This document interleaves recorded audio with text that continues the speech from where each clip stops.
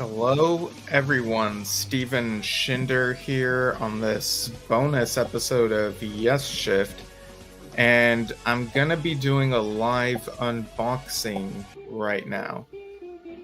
You may all know that I've ordered the Talk 30th anniversary set. Uh, I'm just making sure I sound good on here. And yeah, this came in the mail last night from Burning Shed. You can see their logo right here. I quite like how the logo looks on this box. So I'm going to be opening this and look at the contents, and yeah, it's pretty much all there is to it. And this box set, this 30th anniversary release in general, like we've said, was a real surprise when it was announced, because Talk isn't often overlooked. Sorry, I'm just making sure I cut in the right places. Talk is an often overlooked Yes album. I feel like for some people, they kind of just talk about the Atlantic catalog and then that's it, pretty much. And it didn't get as much of the spotlight and marketing that they wanted at the time. But lots of people, myself included, consider it, the favorite of the Ray-Ban era. It feels like a nice fulfillment of like everything really coming together for that lineup. Even though it didn't get as much commercial success as 90125 or Big Generator. So yeah, I've opened this.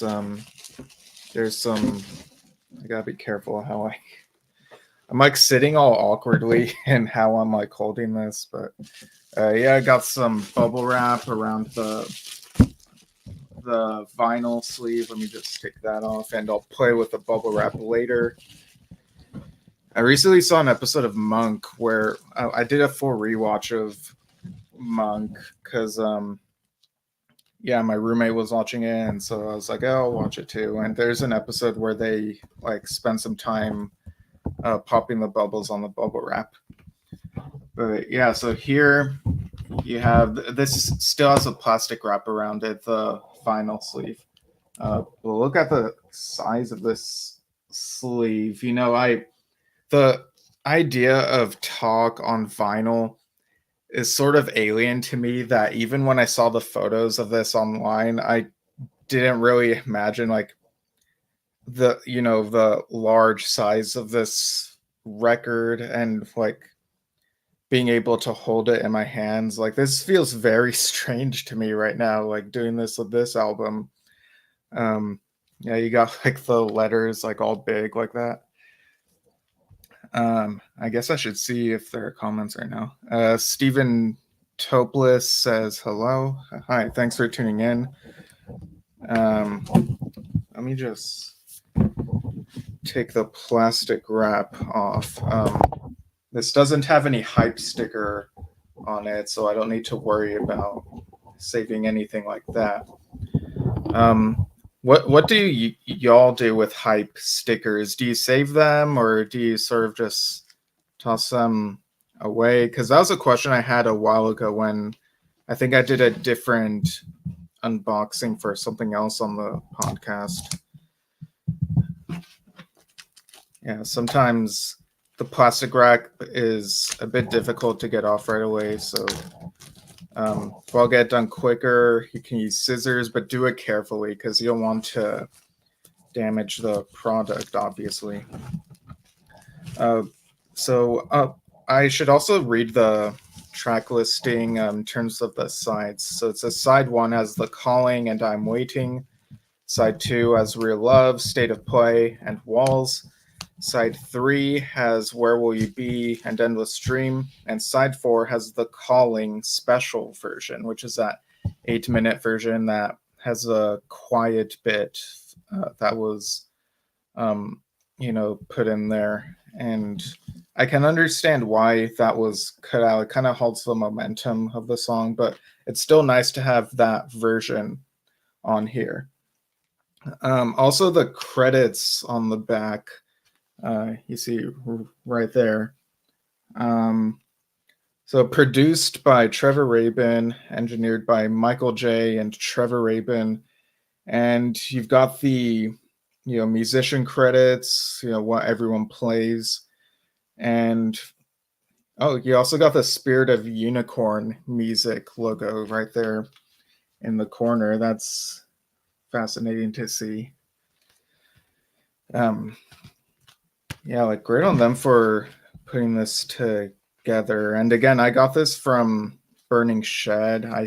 Is this also on Cherry Red? Let me double check.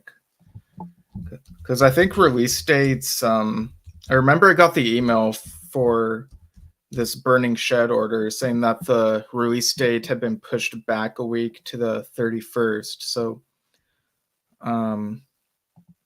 this came in like not too long after I was expecting it. In fact, this is pretty much around the time I was expecting to have it in general. Okay, yeah, Cherry Red does have it as well. All right, so let's look inside of this sleeve. Stephen Topla says, keep your stickers for 10 years, then wear them at a concert. Oh, okay. That's a nice strategy. All right, so I'm taking out the... well, I guess this whole thing is technically a gatefold, right? I was referring to it as a sleeve, but I'm actually taking out the vinyl sleeves out of it. So I might be getting my terminology mixed up. But, oh, wow. Okay. So this is the, side 1 and side 2. And the back of this has writing on it. Let's see.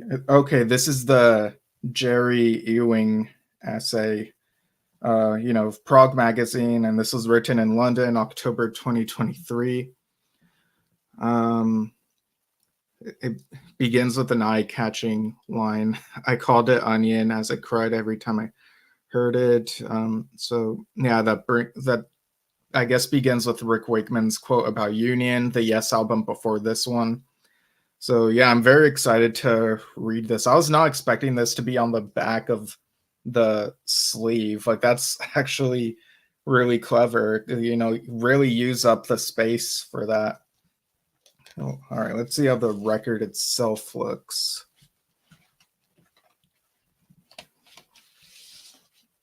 Okay. So yeah, look at that, the white vinyl record. You got side 1 and side 2. And I actually, and even has a Spirit of Unicorn logo on there as well. I actually finally got around to ordering a turntable, so it should be coming this week. And I've been trying to think about what the first thing I want to play on that is. So I have quite a few records that I've bought from shows these last couple years, and that have also been sent to me for review on here. But yeah, maybe this talk record will be the first thing I play on it. I'm got quite a few things I'm gonna be playing like back to back, I'm sure. And on the podcast, I'll do like a vinyl adventures episode talking about the new turntable that'll be arriving and how my use of it with some of these records has been. So we also have this other sleeve right here. So that has the personnel on one side, and the back has the special thanks and credits. Let me just look at that real quick. Let's see. Project coordination, Steve Hammonds. Also did the track listing. Mastering by Andy Pierce and Matt Wortham. Let's see. Of course, Jerry did the sleeve notes, reissue design, Kurt Evans. Okay, so yeah, and like I said, he got the special thanks here toward the top. All right, let's take a look. Oh yeah, and right here, like dedicated to all Yes fans. I think that was on the original CD release, right? Because I feel like this isn't the first time I've read that. Okay, so this will look pretty much the same as the first LP that I just showed, except obviously the track listing is different, but yeah, you got side 3 right here and side 4. Since I'm such a novice when it comes to, I guess, at least I feel like I am when it comes to holding up vinyl records. So I do kind of wonder if I'm ever doing anything wrong that might make the more experienced kind of cringe. And if I do, I apologize. Let me just, okay, see another comment from Robert Nasir. I'll just pull that up. Excellent, great to see it. Looks great vinyl size versus a CD case. Talk was an album which really came to life for me after seeing the band live at Pine Knob in Michigan. Especially Endless Dream, in which in the studio version, I thought the second half sounded a bit slow and drawn out, but live it was powerful, even majestic. Yeah, I quite like the studio version, but the live recordings I've heard of it just adds a bit more to it.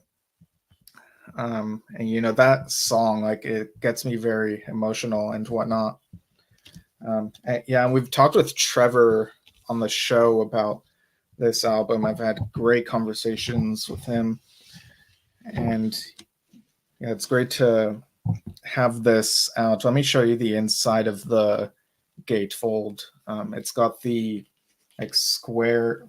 I gotta be careful, make sure that the sleeves don't fall out. It's got those colorful pixely squares, which, you know, at the time that this came out, you know, the album was recorded to hard disk, and you could tell they were leaning into the technology angle with this design. And now it has kind of a quaint retro feel to it. It's really nice. It does sort of remind me of I feel like the Yes singles sleeve design, I guess, is kind of similar in how blocky it is. All right, so let's look at the CDs here. All right, I'm gonna set this somewhere safe. I'll take a look at that.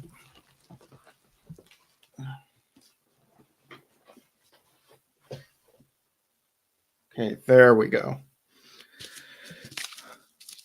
All right, so this is also in bubble wrap, and it's got like a Burning Shed card right here. Those come in pretty much all of their orders. Okay.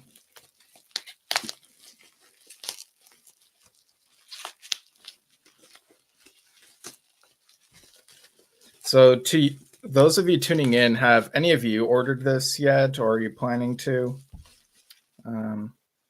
Okay, so set the Burning card or Burning Shed card aside for the moment.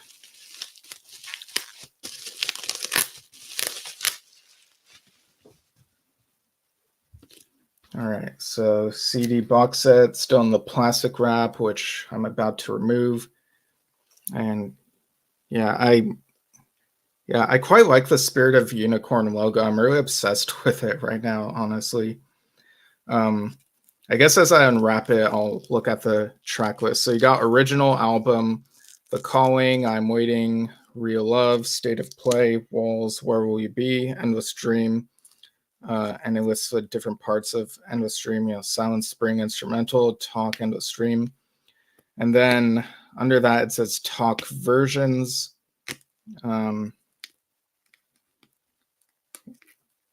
which includes the Calling special version, the Calling single edit, the Calling radio edit, Untitled Rabin instrumental, which we've talked about that with Trevor on the show. Endless Dream demo, Where Will You Be instrumental, Walls instrumental, Endless Dream excerpt instrumental. And then the next two discs say Canandaigua, New York, 19th of June, 1994. You've got on the first disc of that, I'm Waiting, The Calling, Rhythm of Love, Hearts, Real Love, Changes, Heart of the Sunrise, and Roundabout. And the second disc of that, Cinema, City of Love, Make It Easy, Owner of Only Heart, Rabin, Piano Solo / And You and I, Where Will You Be, I've Seen All Good People, Walls, and Endless Dream. I feel like I would have gotten the plastic wrap off quicker if I wasn't so focused on reading the track list, to be honest. Okay, so see how that slides out of the box right there. And yeah, be careful. Yeah, I actually was not expecting this sort of little book design. You know, I saw the photos online, and I don't know if I noticed anything like that, but you can see the titles on the spines: talk versions, and Canandaigua, New York, but in different colors for each disc. David W. Seymour says this looks gorgeous. Yeah, it does. I really like the aesthetic of this. It kind of reminds me, I'm trying to think of like what little books this reminds me of, you know, these little yeah, I don't know. Robert Nasir says, like a humorous internet meme designed to make you feel old. I can't believe it's the 30th anniversary of Talk. Seems like only yesterday when they did the big Talk release interview, and Victory put out the very quirky Yes Active CD-ROM. Yeah, that is very of its time, you know, leaning into the technology and whatnot. Okay. Yeah, I'm like doing my... Don't worry, that was something else. Yeah, I set that aside so there's more room. David W. Seymour says, we saw that tour. Yeah.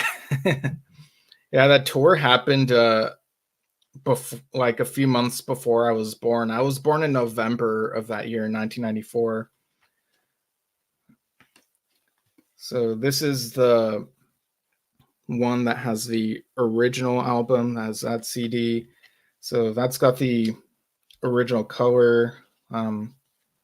See, that's the inside. Let me take out the CD.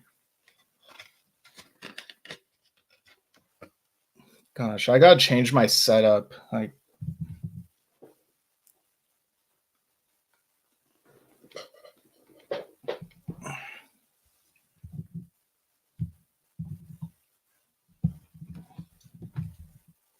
okay, here we go. So taking the first CD out of the sleeve, trying to figure out the best way to do this. Okay.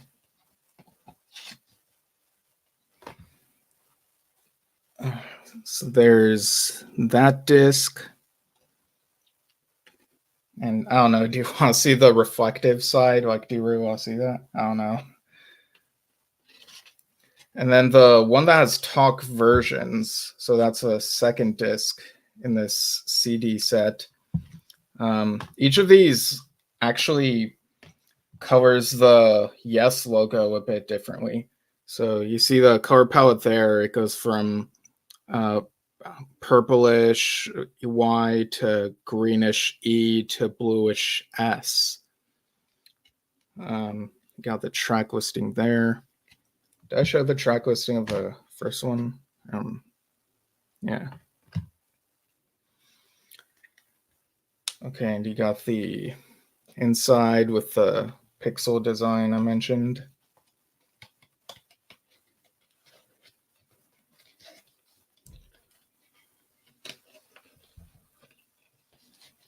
I think this second, well, I was gonna say the second CD is probably gonna look the same as the other, but it actually has the different coloring of the logo that was on the CD sleeve cover that I just showed you. So I quite like the consistency there. You know, they're making sure that these things match with each other. All right, now for CD3, the first Canandaigua disc, and again the logo design, it goes from light blue in the Y, and the E has kind of a triple cover thing going on: yellow, red, and is that pinkish? Yeah. And the S is still greenish. This is how the back looks. You got the track listing, and you got this thing that looks like a bar graph with some stars above it. I wonder if that's supposed to evoke a flag, perhaps. Oh, wow. Okay. Yeah, I think that there's very much a flag thing going on, I think. And the inside of the CD sleeve, you got this red, white, and blue color palette. You see some stars. And I kind of wonder if the squares and bars are supposed to be like stripes.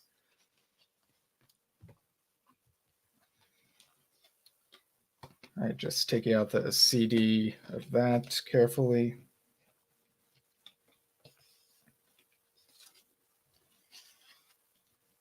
Okay, so there's that. And again, the coloring is very consistent with the coloring of the logo on its respective CD sleeve. Yeah, I feel like it's kind of a tight fit, these CD sleeves.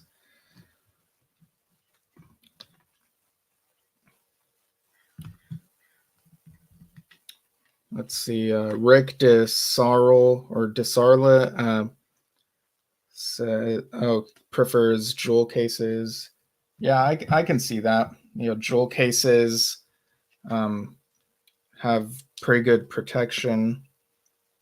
So I'm gonna do my best to preserve these for as long as I can. All right, the fourth CD sleeve. This one, the Y has like a light blue. The E has that same triple color thing going on, and the S is still greenish. So a little bit of variation there. You still got the colored pixel design thing going on in the inside of that. And then the CD.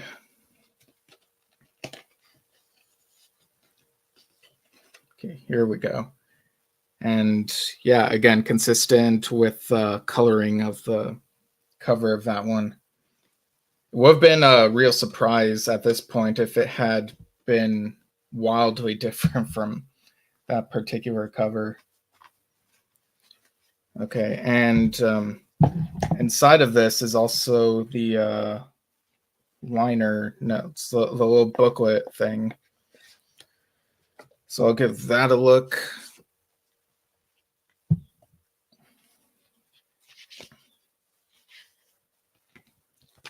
So yeah, it's got the logo and the credits. Okay, this has the same essay that was on the back of that vinyl sleeve that I showed you earlier, which makes sense because I think that on the product listings for this, there's the listing where you get only the CD set, and there's the listing where you can get the CDs plus a vinyl. Yeah, at least I think that's. Let me double check myself. Let's see. Yes.